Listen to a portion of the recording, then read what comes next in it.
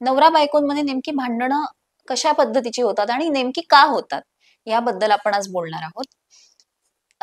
सर्वात पहिली गोष्ट म्हणजे अशी आहे की आपण बघत असतो की नवरा बायकोंची भांडणं त्याबद्दल खूप जोक्स येत असतात. त्याच्याबद्दल खूप चवीनं लोक जोक्स सांगत असतात, हसत असतात. हे सगळं लाईट नोटवर हे सगळं चाललेलं असतं.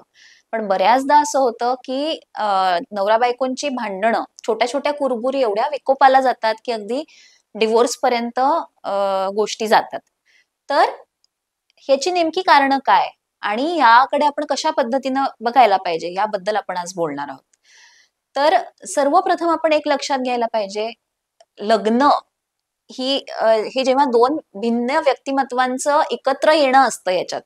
तर त्याच्यामुळे 2 भिन्न व्यक्तिमत्व म्हटली, की त्यांचे गुण-दोष सगळे त्याच्या सकट एकमेकांना त्यांनी आयडियली स्वीकारायचं असतं. तर म्हणताना सगळे म्हणतात, की हो गुणदोषांसकट ॲक्सेप्ट केलंय वगैरे, वगैरे. पण दैनंदिन आयुष्यात जेव्हा 24 तास ते एका छताखाली राहत असतात, त्यावेळेला हे सगळे गुणदोष ॲक्सेप्ट करणं तितकंसं सोपं नसतं. कॉम्प्रोमाईज खूप करायला लागतं, बऱ्याचदा पडतं घ्यायला लागतं. आपलं आपलं बरोबर असेल तरीही बऱ्याचदा नमतं घ्यायला लागतं. तर त्याच्यामुळे पहिली गोष्ट जेव्हा आपण ह्याबद्दल बोलतो, तेव्हा एक लक्षात घ्यायला पाहिजे, की चुकीचं आणि बरोबर यात काही नसतं. आम्ही नेहमी सांगतो जेव्हा आमच्याकडे कपल्स येतात काउन्सिलिंगसाठी, की नवऱ्याला आम्ही सर्टिफिकेट दिलं, की हो तुझं 100% सगळं बरोबर आहे, बायकोचं सगळं चूक आहे.